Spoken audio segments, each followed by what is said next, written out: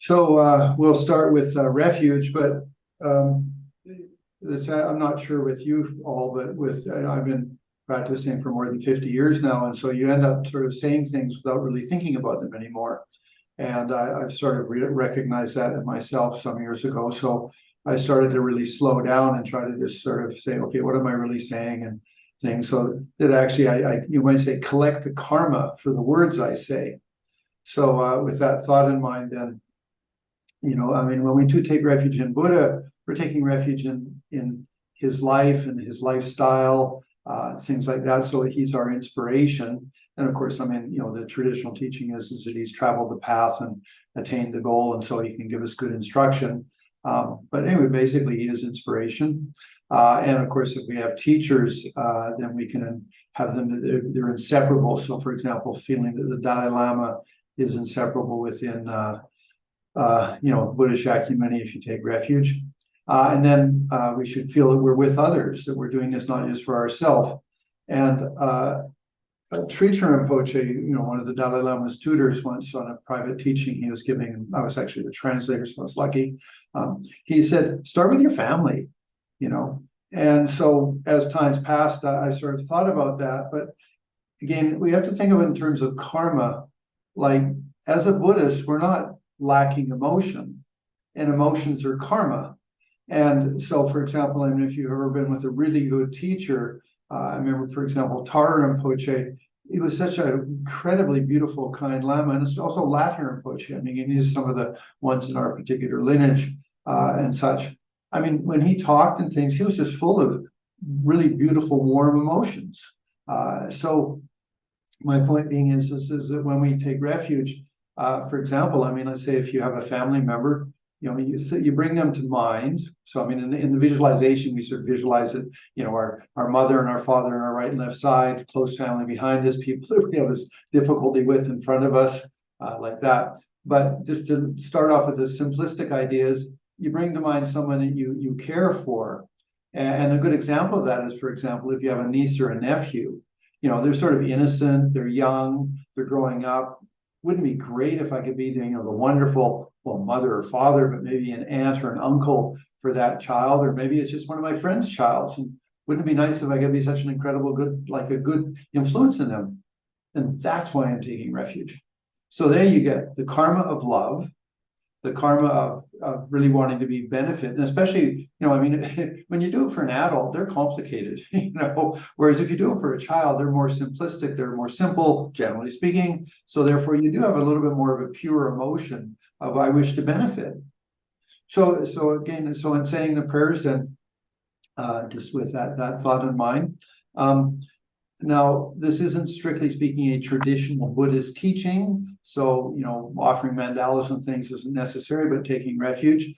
There's a refuge prayer I personally like that it's a little bit more simple than the standard one we do. But so each of you in your own way, you can do your own prayer. But I go for refuge to the Buddha, Dharma, and Sangha from now until enlightenment. I'll work for the benefit of all sentient beings. May all beings be happy. I go for refuge to Buddha, Dharma, Sangha from now until enlightenment. I'll work for the benefit of all sentient beings. May all beings be happy. I go for refuge to the Buddha, Dharma, and Sangha from now until enlightenment. I'll work for the benefit of all sentient beings. May all beings be happy. Okay, so as I said a few moments ago, this isn't strictly speaking a traditional Buddhist teaching, although, I mean, my background is completely Buddhist and things, but we're in a realm of dreams, which I can't say is, one of the Abhidharma subjects. So we should sort of be aware of that. But there, let's say in Buddhism, we do use dreams. I mean, especially when you take a tantric initiation, you definitely, you're instructed to observe your dreams, and you're given the little sticks of grass to put under your mattress that represent making your nerve channels and things within your body nice and straight and clean and such. So they are used. And of course, for example, in searching for reincarnated lamas, for example, with the Dalai Lama, I believe one of his main secretaries or whatever relied on his dreams for where they would find the Dalai Lama. So dreams do play a bit of a role again, but the important thing, and this is Buddhist. So because if you're, for example, with Jungian, you'll get a Jungian presentation. If you're with a Freudian, you get a Freudian. If you're with Adler, I guess you'd be about power. I mean, these are all the different sort of psychological things, and all of them have some validity. But what we want to say is we're Buddhists. So what would a Buddhist do? Well, and I don't think this disagrees with anything that for example, well, it doesn't disagree with the sort of general precepts of anything, but that it's our attitude that's the most important thing. So in looking at dreams, let's say we're talking about just our general dream life, if you have a certain dream which is sort of hits you a bit strongly or something like that, then you have to turn around and say, okay, well, what was my attitude yesterday that created that dream? That's the Buddhist way of doing it, that your attitude is the creator. If you reverse it and you say, oh, I had this dream, oh my God, what was going to happen? Basically you're becoming neurotic, and that's not beneficial. Now, some dreams can be prophetic. Yes. Some dreams can be a little bit of a warning. Yes. But really you want to say that the 99% or 90% of my dreams are of my own mind, creating personifications of things that are going on. And a lot of the dreams, as I explained last week, are candy floss. They're like, like those big balls of candy floss, I mean, it's just a lot of air with spun candy and such. And so they're really not that, that importance, but, that is our mind spinning itself or unwinding itself. So again, take a lot of your dreams in that category. But if you have a very strong practice, which is really the point I'm coming to, that your attitude is very clear, your dreams can be very informative and help you in your Dharma practice. For example, when you're going on a long path. I remember, I'll embarrassingly say that one time I dreamt of the Dalai Lama being drunk. And I sat there and I said, okay, what am I doing? And sure enough, I was getting a little bit arrogant with some of my thoughts and feelings. So I said, okay, calm it down, and then Dalai Lama's been drunk since. It's a joke, yeah. But anyway, so point being is that they are really good signposts for your Dharma practice. So first off, the most important thing is, what is the theme of your life? When I wake up in the morning until I go to bed at night, not that you're ignoring other people. Sometimes I know of some married couples that sort of, if one of the partners gets too much in the Dharma, then they say, oh, you're abandoning me, you're neglecting me, the Dharma is more important than me. What are you doing? Well, that's a little bit of an error. What one is doing is putting a lot of emphasis on practice, getting themselves organized. So what would be practice? Being mindful, having good ethics, maybe the 6 perfections, being generous and patient and things like that. But actually, the field of that is, for example, your partner.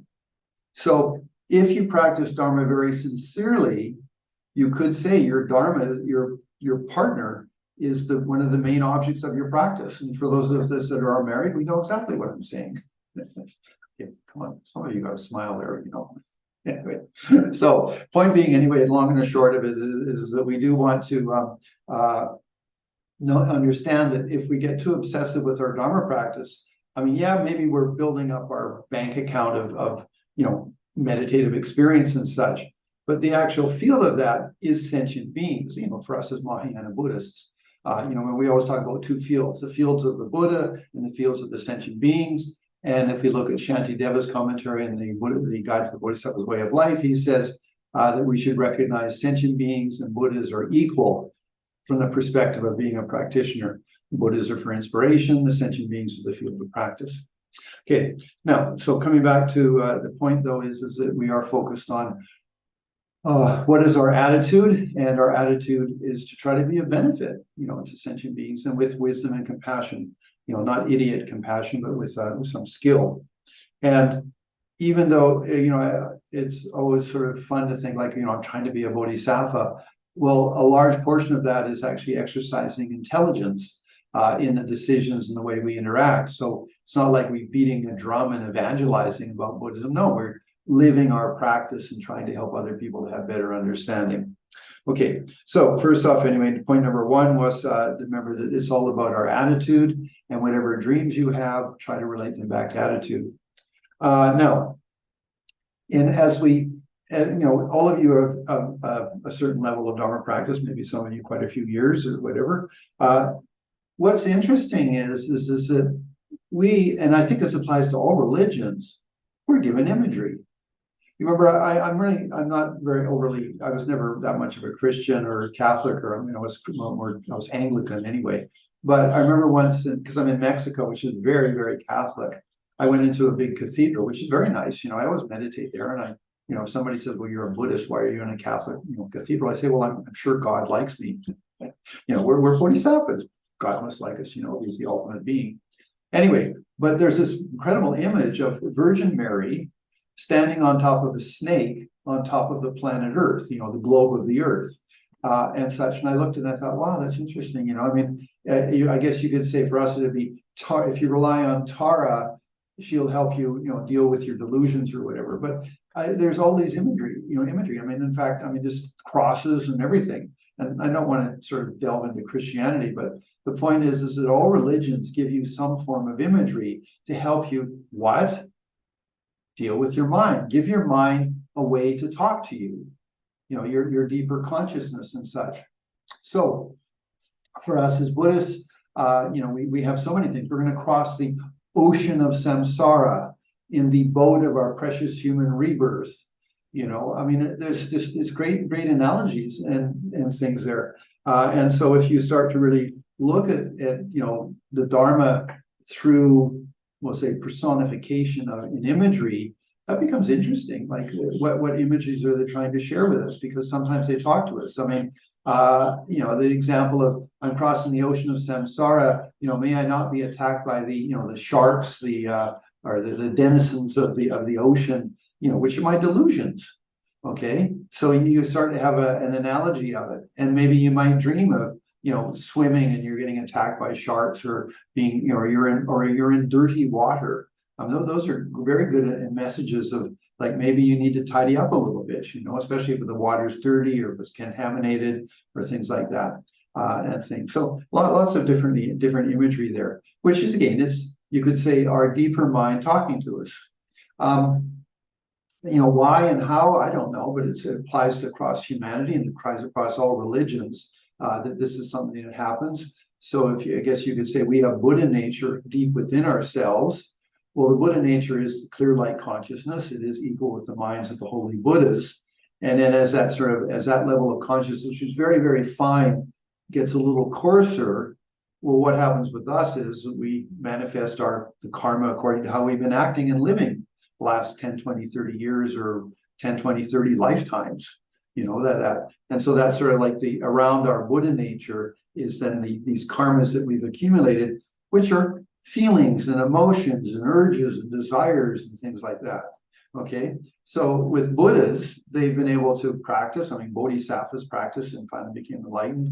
So they tidied up the energy, the more you may say coarser levels of consciousness with the 6 perfections and such things. And then with meditation ability, they were able to go to their Buddha nature, their clear light consciousness with good meditation and such. And if you're practicing Tantra, of course, then you're introduced that's your Dharmakaya. And then as consciousness gets coarser, when you sort of come out of your meditation of clear light or whatever, to the best of your ability, then you feel, okay, I'm Tara, I'm Avalokiteshvara, I'm Manjushri, and you try to, foster that particular energy, the compassion, the wisdom, the capacity, whatever might be the particular deity that you're identifying with. Okay. So anyway, so the way that our mind, in a deeper way, and even the Buddhas, for example, talk to us is through imagery. For example, when Tsongkhapa passed away, whether it was Khedojé or whatever, they had the visions of Tsongkhapa. One was he was riding a white elephant. Another one he was riding a tiger. And these ones, and this is sort of like showing that Tsongkhapa had great realizations, and again it showed up as imagery and such. So having sort of we're talking about, we're going to talk about Vajrasattva, but I want to put it in the context of these images talk to you. They give you a message. and that's what you're cultivating. So an example, let's just say, well, let's just start off with a mandala. Now, maybe some of you do not have a tantric initiation, so you're not familiar, but the mandala represents your 5 aggregates, your form, feeling, perceptions, thoughts, and consciousness, the 5 aggregates. And they represent the white in front of you is forms, gold or yellow on this side is feelings, red is perceptions, green is thoughts, volition, and in the center is consciousness. So those are your five aggregates and such, and they're personified in particular colors. They're also, again, in initiations and things, they are related with particular deities and such. So, for example, in front of you is white, which represents forms. And so what happens is that if you don't understand forms, you misunderstand the nature of forms, that that they're created by causes and circumstances, they're a product of interdependence, you have basically ignorance.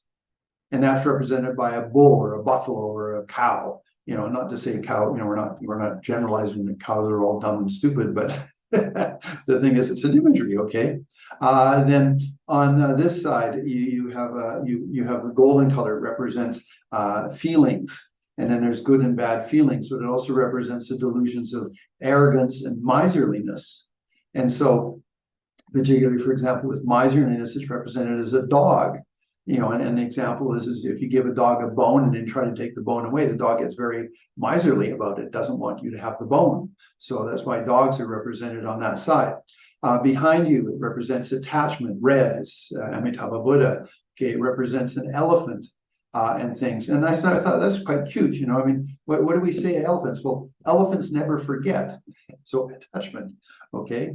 I don't know if that totally applies, but it seems to be the case. So anyway, that's the elephant is that. And then also elephants in the Shamatha tradition represent your mind. An untamed mind is like a wild elephant that can do a lot of damage.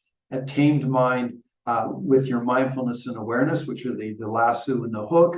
As a meditator, you cultivate yourself, it becomes very powerful, and you can finally attain, shamatha and realization. So the elephant there represents the power of your mind. Okay, then the green is Mocha City, represents your thoughts and feelings, and for delusion, it represents jealousy. I don't quite know why, but jealousy and it relates to a horse. Again, that one I don't quite understand, but I mean, maybe somebody who has horses might understand if horses are jealous. And then in the center is blue, which is Akshobhya, the humans, and it represents dealing with anger. And if you look at humans, we tend to be violent. Look at all the crazy stuff we're doing. Whether in antiquity all the way up till now with Russia. It's so sad. And then, even in politics, there's so much anger and aggression and things. So that represented as a human. Okay, so anyway, again, these are things that are being presented to you. But when you talk about a mandala, let's talk about it just in simplistic terms, okay? As a deity, whether you're Tara, Avalokiteshvara, Manjushri, or even a higher deity, you're inside a mandala, and that represents your 5 aggregates. So you are in the center, represents normally consciousness, and then it's symmetrical, so it's a perfect balance, left and right, front and back, all balanced. That represents that you are perfectly centered. Okay, so when you meditate on a deity, you should try to have the sensation of being centered. I'm focused, I'm centered, I'm well organized. My aggregates of myself are all in order. Okay, so that would be, again, it's symbolic, but emotionally it would represent I'm completely centered and I am well organized. So that's being in the center of the mandala. Okay, so that's the one component. Then there's other things. Again, this is more if you think of the graduated path, precious human rebirth, things are impermanent, taking refuge, being careful of your karma, dealing with delusions, bodhicitta, 6 perfections. Okay, when you move to Tantra, they're all symbolic. They're all created as imagery that you then can relate to. So, precious human rebirth, I don't really, it's just being positive about your life. But impermanence, all the bones, for example, in most of the deities that they have maybe bone ornaments, represents the impermanence. Refuge can be, just the deep, very practice, or that normally you have a Buddha, like, for example, Avalokiteshvara has Amitabha, or Tara has Amitabha on the crown. That's the lord of the family. That's your refuge. Then being careful of karma while you're creating good karma. I mean, practicing the deity, love and compassion with other sentient beings. Dealing with delusions, so Manjushri with the sword to cut through the delusions, or Vajrapani with the Vajra, being indestructible or confident in Dharma practice. Again, it's Tantra is basically graduated path turned into or personified into images. Okay, and that works for us. I mean, all you have to think of, for example, for us guys, maybe, and again, each one of us is different, but maybe like you see somebody driving a Chevy Nova, and then you see somebody driving a BMW, i500 or something like that. Just the image tells you, oh, this person's, doesn't have any debt, and this person's deeply in debt. I like to phrase it that way. But the point is that the point is, that the image says, oh, that person's rich or whatever. That person's, not so rich. It's not, not being judgmental. It's just that our mind recognizes, oh, that's really expensive. Okay, so images do talk to us. Or for a woman, maybe it's a particular brand of a purse. I don't know, Armani or something like that. Or I'm not on names of things. Again, not that's your focus. I'm using that as an example. So the thing is, images do talk to us a lot and give us information. So when you see yourself as in a deity, emotionally you feel you're centered, and not just centered, that your 5 aggregates are well organized. And if you want to be centered, you understand yourself. You understand your misunderstandings. You understand your miserliness or your aggregates. You understand your attachments. You understand maybe your competitiveness, and you understand your anger. Again, that's getting more psychological, but the bottom line is being centered isn't just sort of like, I'm centered. And for Buddhism, it's, I've got my life organized. Okay. Now that's again, when we move to Vajrasattva, then it's really interesting because, for example, one of the first things, of course, is the lotus. So Vajrasattva sits on a lotus. And I'm sure you've all heard the story, but let's just review it. That, how does the lotus have so much beauty? Well, it needs its stem, and that needs to be with its roots, and the roots need to be in the mud. So if the roots aren't in the mud, the lotus won't have strength and power and be beautiful. Okay, so what's that mean? It means the quagmire, the mud of the root, and the roots is our samsara, our anger, our attachment, our miserliness, whatever emotions and feelings we have. That is what's going to nurture us, again, to the evolution, the stem, and finally our blossoming on standing on top of a lotus. So whenever you see a lotus, especially, for example, with, let's say, Avalokiteshvara or Tara, that you look at, it's like, they did that. They dealt with their, they nurtured their Dharma practice by dealing effectively with their anger. Again, I'm not, I'm going to get off topic because this is such rich material. But the thing is that how do you deal with anger? You don't suppress it. You try to understand it. So one of the things that's just interesting, this comes up, and there's a Buddhist writer, I can't remember his name right now. He actually said, anger is just the wish to be happy in all the wrong ways. Okay, so when you get angry, what you do is you're seeing something, you don't like it because you like it to be different, better. I don't know, it might depends a bit on your attitude, but thing is, so actually anger is the wish to be happy. Okay, so when you understand your anger and you're getting angry, you say, why am I getting angry? Well, because I like the situation to be different by, my definition of happy. Okay, but the thing is, looking at, okay, well, this, then you can talk to your anger and you say, anger, being angry isn't the best technique. I know you want to be happy, but yelling at that person is not going to accomplish that. So, hey, let me be more skillful. So if you could do that, when you get this urge of like, I really get pissed off and I want to tell you what like all those nasty words we could say, then you say, whoa, I just really want to be happy. And that's not the best way to be happy. So what you're doing is you're working with your anger. And every time that feeling comes up, you're able to say, well, okay, this isn't the best way to do it. Okay, so then you take the energy and you put it into a better channel, which is skillful means, as a bodhisattva. So when you look at Avalokiteshvara sitting on a lotus, that's the message you should get back. rather than seeing a BMW i500 or something like that. That's not really that relevant to anything, So whereas you see a lotus and it gives you all that rich information, that very tasty information, Buddhists sit on that. That's what I have to do. I'm a bodhisattva. I'm practicing. Okay, so lotuses mean that. Then the moon and the sun. Again, I'm. Some of you maybe already have these teachings, but let's just sort of review them again. Okay, the sun often represents wisdom and compassion. It can be varied. It actually depends on the teaching. But the sun generally is considered to be wisdom. It's bright, it's powerful, it burns off all of the delusions and such like that. And then the moon is considered compassion. So all Buddhas sit on a sun and a moon cushion, at least in this case that way. I mean, if it's a wrathful deity, it's the moon cushion with the sun on top, represents something different. Okay, but in this case, we're doing Avalokiteshvara or Tara. They have a lotus. I've dealt with my delusions. It's the imagery that's what when I see it, that's what I feel and think and appreciate. And then there's a sun disk, which brightly illuminates everything. I no longer have a misunderstanding about the nature of reality. The reality is a continuity of causes and circumstances. It's all interdependent, and all that interdependence is completely open, empty of any self-existence. Okay, again, relative perspective on the nature of reality. A dynamic of causes and circumstances and interdependence. Okay, that's the sun. It illuminates that. And then the moon represents compassion because right now we're on the waxing phase of the moon. So when you stand outside, especially around the full moon, the light on your face is cool. Compared to, for example, if you're standing in the sunshine, the light on your face is hot. Whereas if the moonlight, it's cool. And so it represents the cool touch, the calm touch of compassion. So all Buddhas sit on the brilliance of, the clarity of wisdom and the cool or freshness of compassion.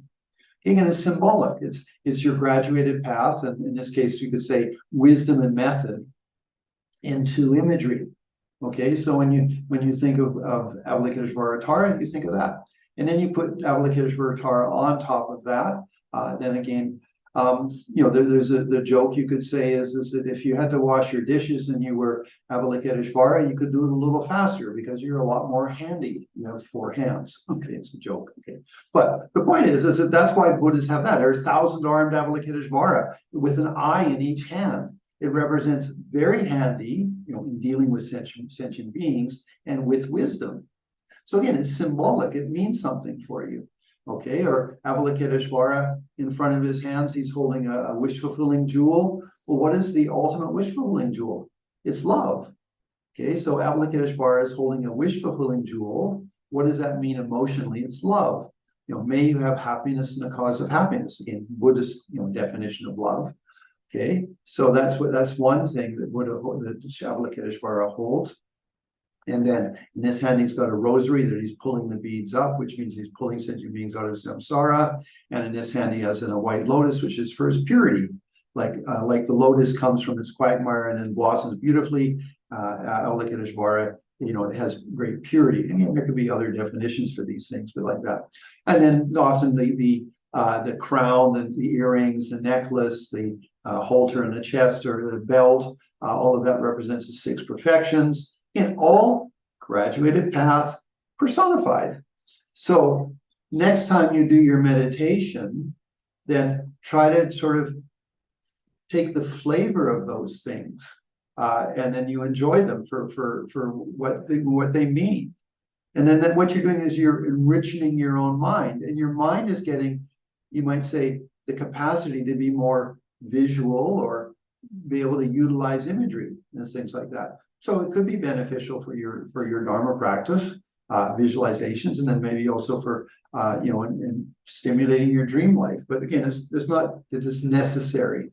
Dreams have their own dynamics. But why I'm talking about, well, in this case, we're going to talk about Vajrasattva in a second, about deities, because it is graduated path personified as an image or whatever. And then when you have dreams, not all dreams, but maybe 1 or 2 are quite meaningful, then maybe you can sort of have some understanding of what's going on for you. Just to give you some simple examples of dreams. If, for example, you're in a car and somebody else is driving the car, you're not really that in control of what you're doing with yourself.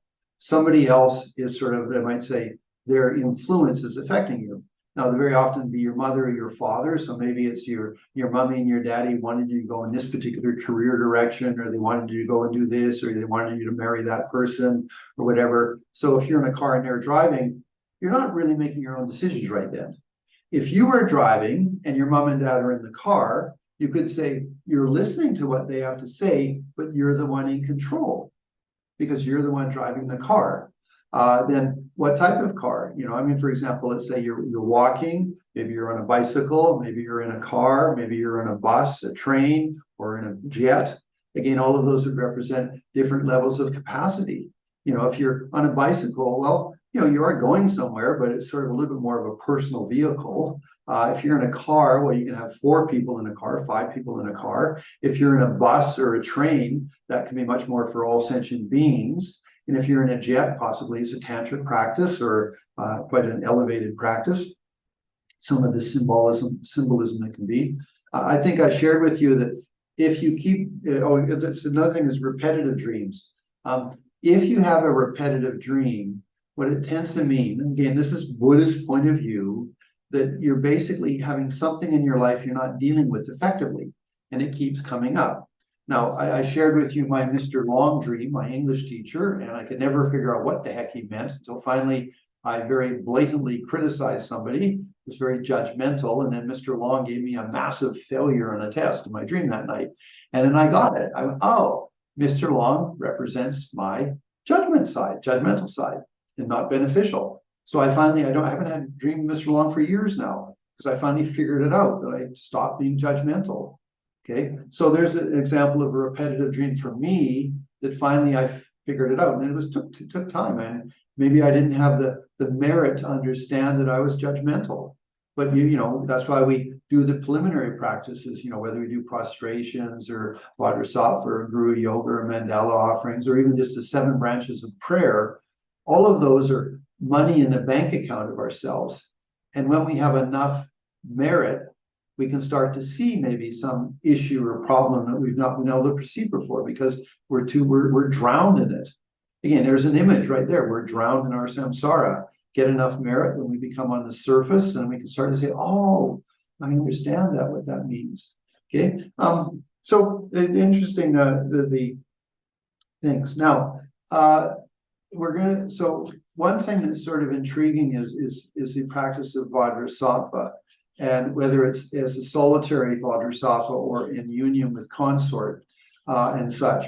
Now, all deities are your gurus. That's the way you should always understand them. And so, although, your guru might be a monk, Lama Zopa Rinpoche, we visualize him as being union one with, for example, Vajrasattva. Okay.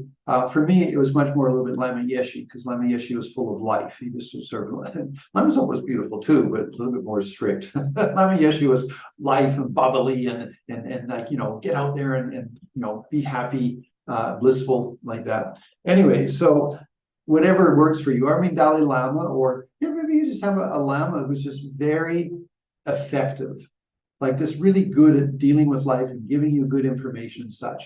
So when you put Vajrasattva on the crown, okay, it represents he has method and wisdom. Okay, method is the Vajra, bell is the wisdom. It's symbolic again, isn't it? It can have deeper meanings, but let's just stick with that for right now. Body color white for purity and such. All of the jewelry represents the 6 perfections. Sitting in good posture, good meditation capacity, and again, okay, so you have that on the crown of your head, sitting on a lotus. Okay, that's the funnel of basically, I dealt with my samsara, the quagmire of my samsara, and this Buddha has then evolved into now sitting on the lotus of, having dealt with things and arrived at the beauty, and then has sun and moon cushion, or maybe just moon cushion, depends again. If it's just the moon cushion, again, it can be, it's symbolic. The moon is cool light, that's compassion. But the moon has no light of its own. It needs to rely on interdependence, the light of the sun. So the moon can represent both wisdom and method. Again, when you study more, you get these understandings, and you go, oh, okay. So the moon's interdependence gives it its light, And that light is cool. That gives it its, the compassion. So the interdependence is wisdom. The coolness is the compassion. Okay, so then in this case, Vajrasattva is sitting on that, and then it's one with your guru. And then Vajrasattva tends to be in a tantric class of purification. So then when you have that, then you can have, depends on your teacher, you can have then the father and mother in union. Okay, and that's a very powerful image. But you don't want to think of it sexually. That gets it's just sort of really basic. You have to think of it, in one way, if you think about it, Vajrasattva is a Buddha, fully enlightened, full capacity, completely understands how to deal with everything, how to deal with a marriage. Okay. And then Queen of the Vajra realm, or Vajra, whatever, with Vajrasattva, she's a fully enlightened being. She fully understands reality. So in one way, they can say they represent the ultimate expression of balance and union. A male and a female on the crown of your head, they're both fully enlightened. They don't put their garbage on each other. They don't have any issues or problems. They work for the benefit of sentient beings. They're just wonderful. They are you may say, the epitome of what it'd be like to be enlightened. And you could say they have, in Spanish, the word plenitude, because fulfillment. They have perfect fulfillment. They have perfect Dharma practice, and it's symbolic with perfect unification, perfect balance, no delusions, no jealousy, no competitiveness, no, obsessiveness and possessive, whatever, all of the garbage that we sometimes bring to relationships. So that's on the crown of your head. That's inspiring. I'd love to be like that. I'm married. I'd love to be like that. Just joking. Okay. But the point is that, hey, so when we put Vajrasattva, in this case, Vajrasattva in consort on the crown of her head, it does represent something beautiful, two beautifully enlightened beings. And they are giving us their energy from the moon discs and the father and the mother. Now, again, sometimes it only says the father, but if you take more teachings, it will be the father and the mother have a moon disc in their heart, and in the center is a syllable hum, and around that, then, in a spiral is the 100-syllable mantra, and from the mother and the father in union, their nectars flow down at the place of their physical union. That's where then that nectar flows out, and then the lotus, consider like a funnel, and it funnels it all down into the crown of your head. I remember Trichin Rinpoche said, if you have trouble thinking that the moon is too solid, you can make it porous like a sponge. So just again, thing. And then also, actually, Trichin Rinpoche said, he said, like, you can also put shades of white. So it's not just white, it can be pearl white, beige white, gloss white, flat white, for the different things of that. If you get really visual, I can have an idea of that. But I can't say that I'm overly good at visualizations, but feelings.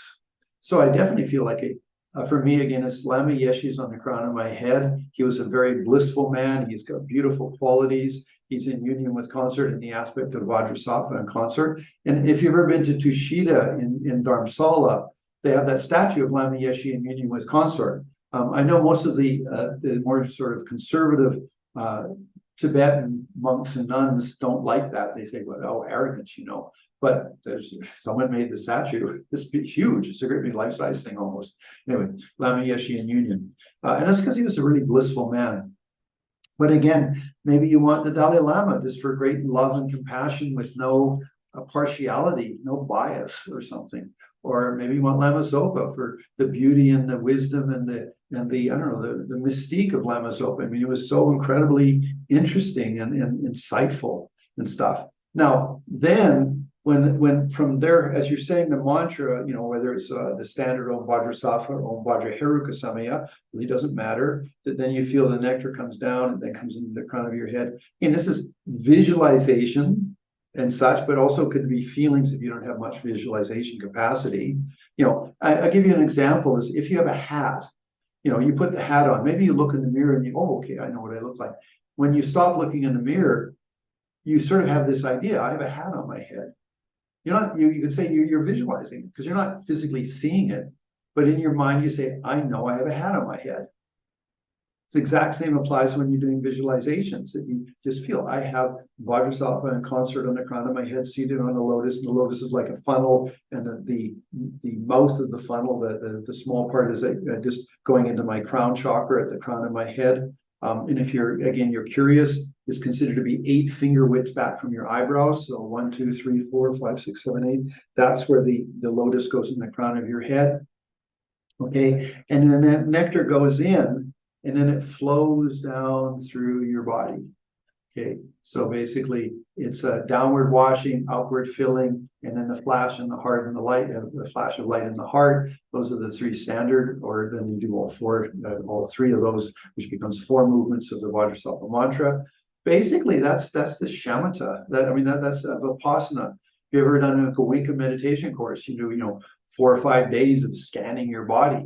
Well, if you, I've done 2 Goenka courses, okay, and I did their scanning thing, but then I turned it over and I did Vajrasattva practice the whole time too. I was still scanning, and so I really enjoyed it. 10 days, food supplied, great environment, everybody's in silence, wonderful opportunity. And so I did my practice. And then at nighttime, because you weren't supposed to be any other practice. In fact, I wasn't even really, the second time I went, I wasn't really allowed to attend because you're only allowed to do Goenka technique. You can't do other technique, but I'll go back to my room, and then underneath the bed sheets, I'll do my mantras that I had commitments for, because I didn't want to break my commitments.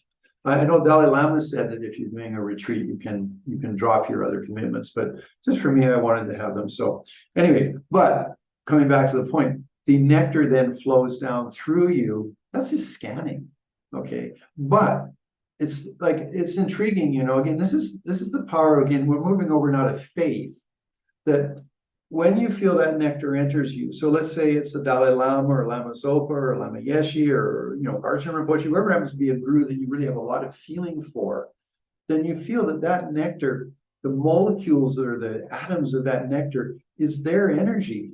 And that's sort of like, it's like effervescent, and it goes down through your nervous system, and it cleans all of my impurities, my anger, my misunderstanding, my miserliness, my negativity. So it's actually, if you look at this is an example, okay, the Goenka tradition, you scan, millimeter by millimeter, or, 1/8 of an inch by 1/8 of an inch down through your body, and then you'll hit some areas where there's no sensation, you rest for a little bit, and then you go on, and then you find an area where there's lots of sensation, and then you're the observer, and it's anicca, dukkha, and then samskaras or whatever, that's their tradition. Okay, that's wonderful. I totally think their technique is great, but now then do the same thing with faith in your guru, and it's their nectar going through your nervous system. That's a whole nother level. So for example, when again, it comes down to having that feeling of love. Like I feel Lama Yeshe loves me. So as I'm going down through my body, and then I hit, let's say I'm at this point, but then comes up a memory of being really angry with somebody, like somebody who really hurt my feelings or something like that, But then I have Lama Yeshe there with me to help me deal with that.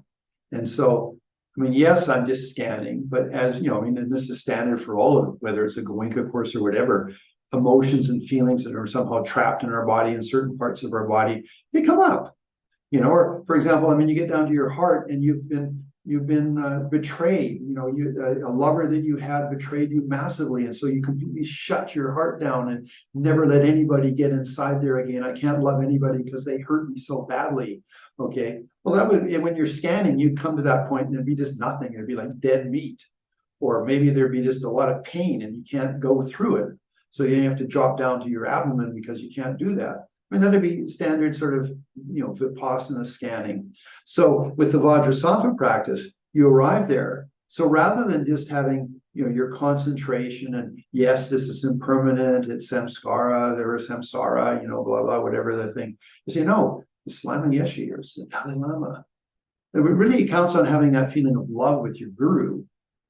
And then suddenly you say, okay, like he helps me and he breaks up my broken heart and heals me and makes me feel better, and then it goes down to my abdomen and down through my body, and all of all the garbage that I had and all of the things and stuff, they're all purified, downward washing, And then you've got the stream of that guru's nectar comes straight to the pelvic floor, and it hits the pelvic floor, and it starts to fill you up through your thighs and calves up into your abdomen, and it's washing all the little bit less or more subtle delusions, things comes up, and it comes out your nose and your ears again, and it's the form of snake. Well, the first downward washing is, snakes and scorpions and big ugly things and stuff goes down. It goes down into, whether it goes into the mouth of the Yama way down 7 levels below the earth, or Geshe Rapton said, make it go to the sun. This is cremated in the sun. If that's what you want to feel, that negativity is purified. That's the downward washing. Upward washing then.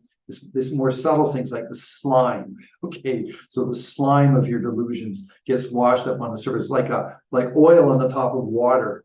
So as the nectar fills you up, the oil of your delusion stuff, and then comes out your nose and your ears and your mouth and stuff, and it again goes into the sun or goes into the mouth of Yama 7 levels below the earth, and get burned and whatever.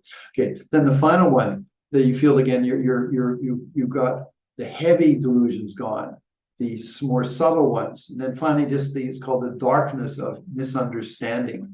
And so the nectar comes down inside of you, comes down inside your central channel, and then it hits your heart, and there's a light switch there. And when that nectar hits your heart slowly, instead it's like honey dripping, very cold, honey in a cold day, when it drips, it goes down slow like that. The nectar of your guru who you love dearly goes so slow down inside of you, and it's blissful and wonderful, and then it hits your heart, and boom, and it's like you're completely illuminated. The darkness, the shadow of any most subtle delusions completely washed and clean, and you sit there in the bliss of that.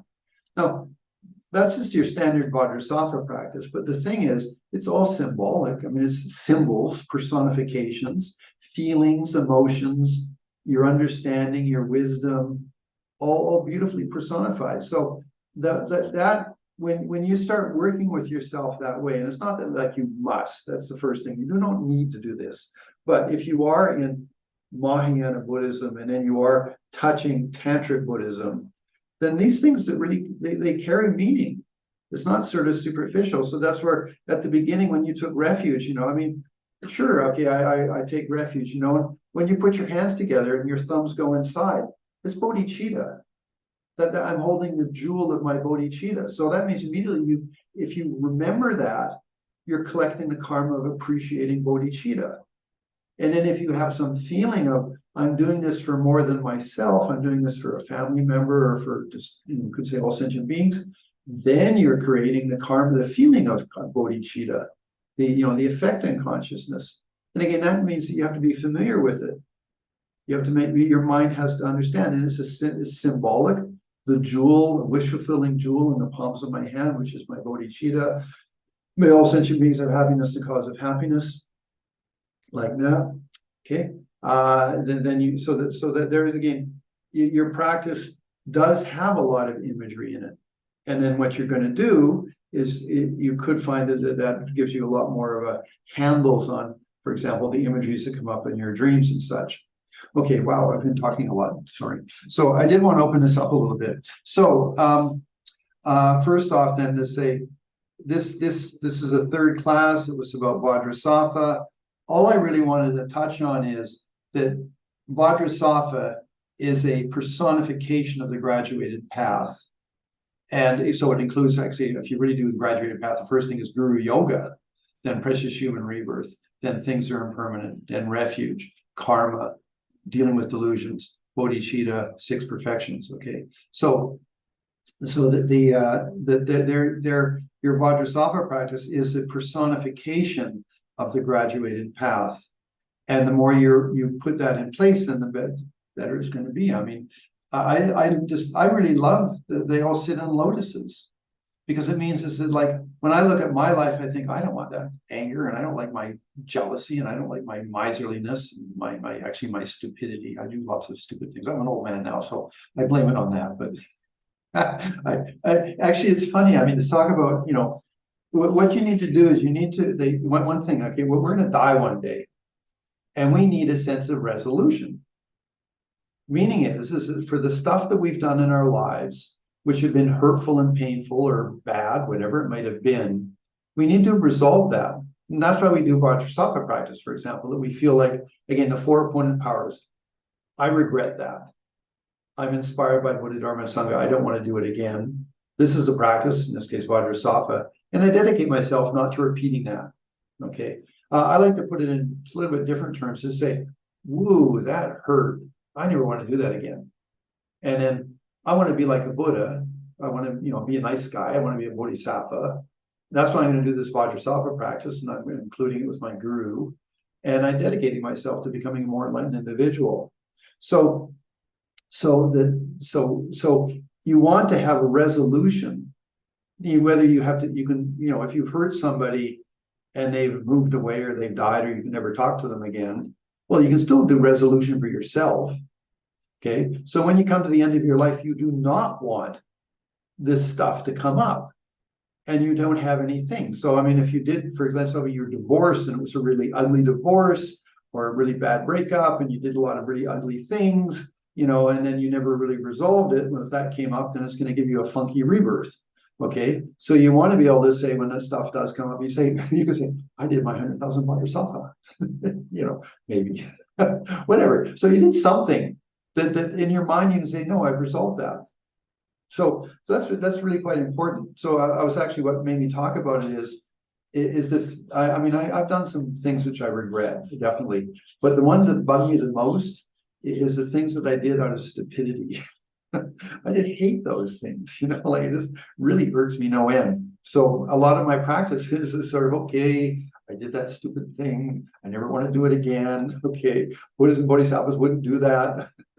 Like that. So anyway, just sharing stuff. So now, then in Vajrasattva practice, again, I'm talking too much, but the thing is, then you have dreams. Okay, and one of the places where a sign of purification would be is in your dreams. So again, whether it's eating clean food, hanging out with holy people, climbing a mountain, going to the bathroom, having a shower, going into the sunlight, swimming in clean water, all of those would be considered to be good indications that your Vajrasattva practice is working. Meaning is that you're authentic with your attitude about life. The opposite of those things, eating dirty food and stuff like that, can be signs that you're not doing very well, or you need to work on yourself. Okay. Now, I think that's where I wanted to go. We still have 10 minutes. We can do a little bit of things. So now we have Lou as the host, but if you put your hand up, I don't know how many we got. We got 12 people online. Or put your hand up and then we'll identify you. I'll put my view to be there. So if somebody has a question, okay, there. Benjamin is waving his hand. So Benjamin, unmute yourself and just don't be too elaborate. Just the key point on questions and such, please. You got to unmute yourself. I can't hear you. Can't hear you. Unmute.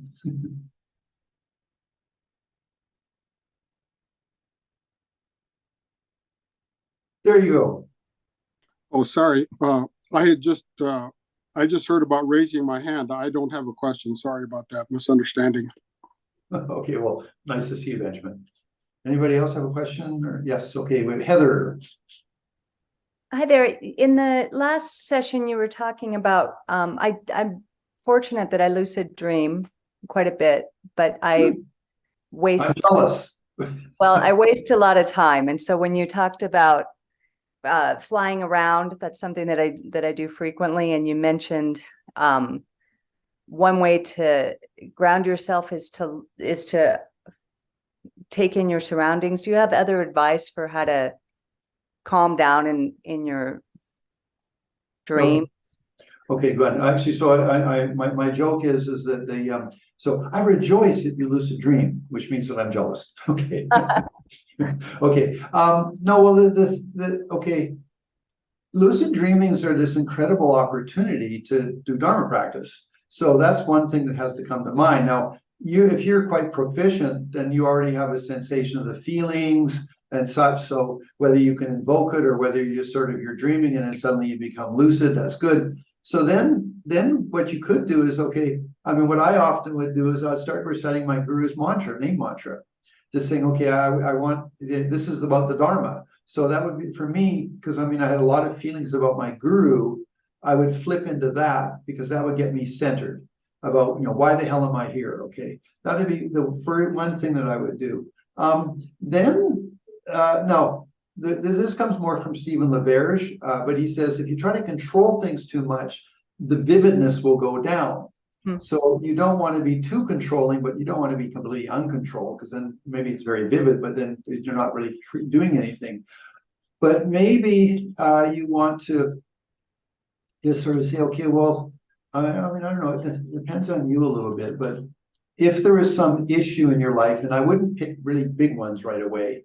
And, sometimes people think, oh, Jhampa, I'm afraid to go and get into my dreams because I've had this traumatic life and, maybe some really bad things going to happen, and I'm going to have nightmares. Generally speaking, no, that won't happen. It does happen if you really are disconnected with yourself. And therefore, then breathing meditation would be really good, getting just, I'm in touch with myself. I'm a good person. Yes, some bad things happen to me, but it's okay. I know I'm loved by the Buddhas. I'm loved by the Bodhisattvas. So you create this aura of love and thing around you. So that's if you did have a rather big trauma. But what you could do is then say, well, just an example. Okay, I mean, you're a mature woman. So maybe there was a boy back in like when you were 17 years old and you really were rude to him. Okay, joke. Okay, so then you could say, well, I want to meet Ron again and I want to apologize. And so, I mean, maybe Ron doesn't show up. So you sit there and you wander around and say, well, I'm lucid and Ron's not showing up. Well, then I gave you the example of if you're in a building and there's a door there, we'll open the door and feel Ron's on the other side. Or if you're facing west, feel that, oh, Ron's behind me, and you turn around and he's behind you. Those are little tricks you can do to get yourself to develop him. But that would be something if you review your life and the things that you did that you really regret. I remember once I was with one of my gurus and he asked me a question and I really didn't want to answer. And so I always sort of regret that I just really, I wasn't very honest. So I'd love to relive that. So those are more you call resolution types of using it. Now, if that's not, you don't particularly have a lot of issues in that area, then I don't know, practice. And again, this comes out of Tsongkhapa's commentary. Try to make things change, like so that you are actually. So let's say you in your lucid dreaming, you're in the forest and you come to a creek. Well, then you say, well, I want a bridge, and whether it just can manifest or whether you walk a little bit up and there's a bridge. No, you did that. You were the one that created that. Okay. Now, those are things that I would suggest. Now, the other one, though, and this comes when I read about what sports, or let's say professional sports athletes get taught how to lucid dream so that they can be better. Like that little bit of an edge of a bit more self-confidence will give them the edge that they can win, in a skiing thing or whatever it happens to be their particular sport. Okay, so that is something that is actually taught to athletes. Okay, with ourselves as Dharma practitioners, the big one, for example, is the nature of reality. So I see you have a very handsome man sitting behind you. I assume he's your friend or your boyfriend or your husband, one of the three, okay? He's her husband. Oh, okay, all right. All right, well, whatever, all right, so let's just say, but this is interesting, okay, because when you're lucid dreaming, you do have this sense of, I'm in control. Yeah. Now, you don't dominate, but the thing is that when you're dealing with people, you can invoke the sense of lucid dream, especially if someone's angry or something's upset or someone's sad. You start to invoke the consciousness of lucid dream, and then you start to change them. Now, that's exactly what the Dalai Lama or Lama Zopa does with us when we're with them. That they have that power of consciousness. And they see us happy. They see our potentiality. And we say this is what the Buddhas do. When a Buddha looks at you, they see your potentiality. So you could then, you take the consciousness that you've been able to develop in your lucid dreaming, you invoke it in a daily life situation, And then you feel, again, it's all just your own feelings, and you feel that other person gets happy or gets confidence or whatever. Okay, that's power. I mean, then you're really being a bodhisattva on a whole different type of level. So interesting. Go for it. Yeah, that's very cool. Thank you very much. Did you? Sure. Dina wanted to ask a question. Hello, Jhampa. Sorry, I'm manifesting out of emptiness because we didn't have enough screen space. So I was following from the sidelines. I have two questions or two requests, and maybe that's something that you planned on speaking next time, because I know that we're out of time, so it's not urgent. But I wanted to ask because I followed once your teaching where you also spoke a lot about the Vajrasattva mantra, and I wanted to request if you could talk a little bit about the meaning of the mantra and maybe share the translations, because I think it was very helpful to me, and I would love to hear it again. And maybe also helpful for other people. And also, I heard in some teachings that practicing lucid dreaming can be also very helpful at the time after our death, and with dealing with bardo and how to feel more in control and more peaceful in that kind of uncontrolled and very unpeaceful state that we're in. So I was wondering if you could talk a little bit about that. Well, they do say that if you even have a few lucid dreams, that when you're dying, it's quite possible that you'll get lucid. Why? The big reason is that most of the reason we don't get lucid is because of you could say the weight of our body. You know, whether it's just the elements or just the nerve channels, the chakras aren't very good or very clean, things like that. So therefore, our ability to have a very flexible consciousness is limited because of our body, because of maybe illness, because of an injury, all sorts of different things. So when you're dying, that's getting taken away. You know, because I mean, what's going to happen again if we're following strictly the Buddhist thing is your central channel is going to open, and the energies are all going to be flowing towards your heart chakra, which means is that those channels will open irrespective of being blocked by some illness or something like that. So as we die, there's a high potential that we could become lucid. If you've had lucid dreams, even just a few in your lifetime, then you at least maybe have some reasonable opportunity to get lucid in your sleep, or as you die, sorry. And so therefore you can then utilize it. And then, of course, I mean, if you've got a fair bit of practice under your belt and you've been able to lucid dream a little bit more regularly, you could do a lot more, in sort of managing the death evolution experience, the visions that come, and then finally being in the bardo. So, yes, in the teachings, the basic is if you can lucid dream even a little bit, it's quite possible you'll get lucid in your bardo, and therefore then you have options. You're not just under the control of your karma. Okay, so I guess that's the main answer for you. Thank you. I mean, it is something to sort of strive for. I mean, and again, all it requires is, I mean, Stephen LaBerge's book, that handout I gave you, and mindfulness. Those are the two things that are going to do it for you. And dream sign. I love dream sign. For me, dream sign was the best gift that he ever gave me, because suddenly I go, oh God, I'm always dreaming of that particular object. So I start to get more and more familiar with that object means I'm dreaming. Okay. Right. So anyway, there. See, I get all excited about it. So forgive me. Fantastic. You had a third question? About the mantra. Oh yeah, we'll do that next week because it's already we're over our time limit. Thank you. Oh, okay, Alex. Hi. So I have one question. I hope I can express it well. I don't know. So the thing is, I've been lucid dreaming since I was a child, but I notice the lucid dreaming experience is, in general, the night after an empowerment is very strong, and it's also much more profound, and it's incredible. And I was just wondering if, like, what's the reason for that? Like, is it still part of my own lucid dreaming ability that somehow gets unlocked for that night after the empowerment, or is it something else that's happening? Yeah, okay. I'll answer you in a couple ways. One is, for example, I'm a teacher here in Mexico, and I've been teaching for a long time. And so you get a student who shows up, and you look at them and you think, that person's so holy. Their radiance, and they're just so, they must be an angel, or, a Dakini or a Daka, like that. Okay. Now, and so you might think, oh, wow, and you get all attached or something like that. Okay. Well, no, what it is that person has arrived at the Dharma Center with their projections about what they think it is all about, which is good. Nothing wrong with that. And so they're full of light and love and all of these incredible feelings. Okay.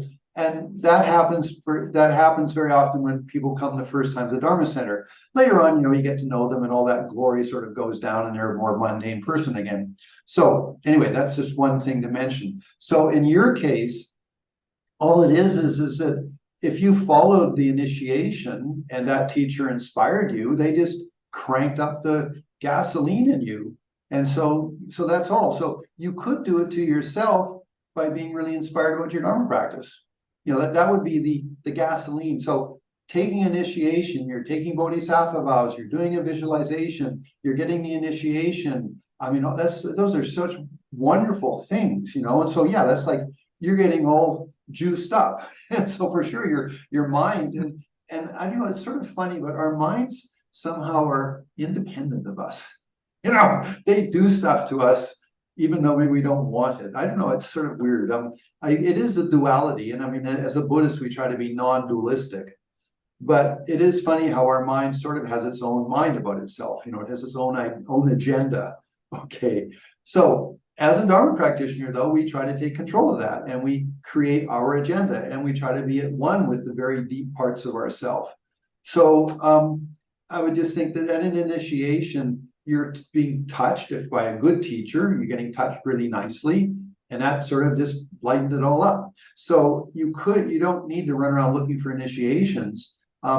Just find a deep inspiration with your Dharma practice, and then you'll be doing it to yourself. I mean, and again, to have it all the time, that's a bit much. But the thing is, certainly over a period, like we have cycles. Like I'm having a good cycle, I'm having a pretty lousy cycle, I'm having a good cycle. So when you start having a good cycle, rather than being intoxicated by that, by thinking, oh, things are going so good, and I got some extra money and someone's nice to me, that's sort of intoxication with a good situation. So rather than that, saying, wow, I dedicated, I really be a benefit, be something good, So you channel your happiness into that. And then maybe in your dreams, you can suddenly find that you're in a congregation with the Dalai Lama and they're all doing prayers and stuff like that, and things. Now, one thing I want to mention this is a little bit, because we are human, and we do have, you could say, a certain amount of resonance with people, that are attractive to us. Okay, I mean, just be open-ended about it. Okay, and so therefore, I'll tell you an example. Like when I did my 3-year retreat, I was into Jungian psychology quite a bit. I had his collected works. I'd read them all. I was a monk and I was in India, but I really enjoyed it because it made my Dharma practice so much more alive. Not the dreams totally, but this psychology and how to deal with yourself. And so in my dreams, I started having this girl from my high school start showing up in my dreams. Her name was Anne.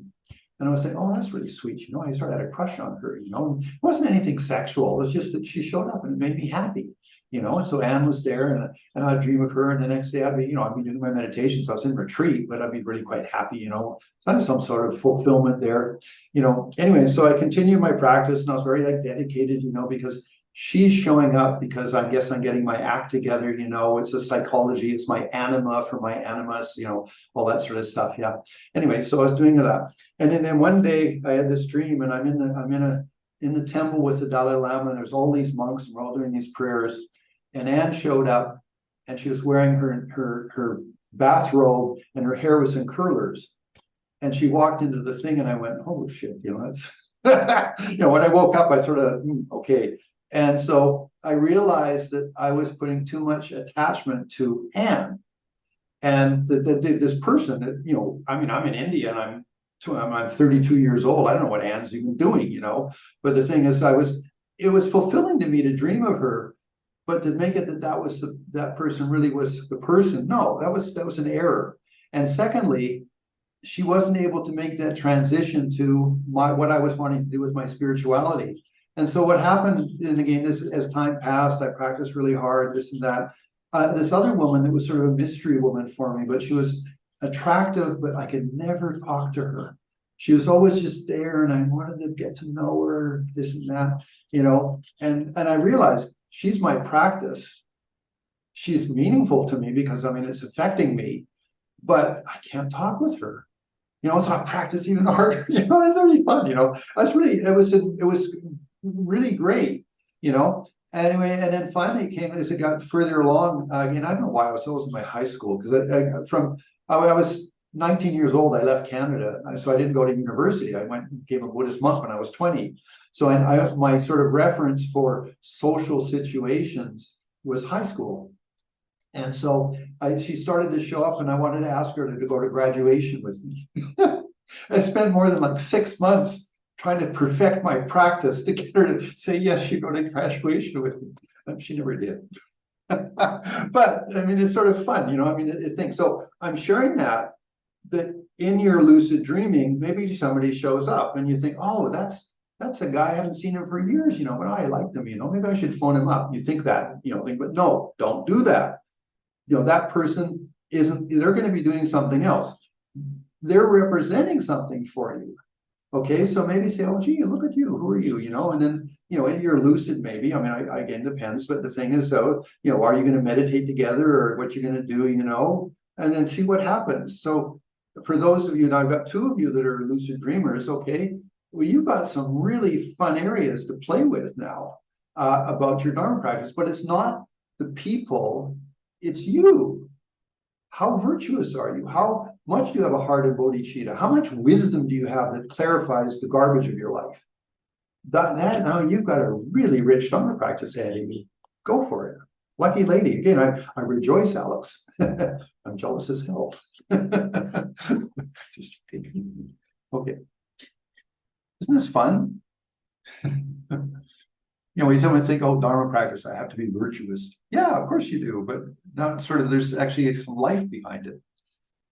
Okay, any other things? Because we're getting up to 1 hour and 15 minutes, which is okay, but maybe we should, okay, well, I'd say the window of opportunity is open, but it's going to be closing soon. Any last questions? Okay. Nobody did anything. Okay, that's fine. Now, next week I'm going to cover a little bit more. We're going to look at dreams more, because okay, we covered in the first one. Get your act together, get the focus of your life, get clarity about who you are. Okay, that's really, really, really important. Number 2, lucidity. Okay, you have the Stephen LaVerge's material, how to get lucid, dream sign, journaling, and particularly mindfulness. Okay. Today, we talked about Vajrasattva, but we actually put it in terms of our Dharma practice, and all we're doing is getting more in touch with imagery.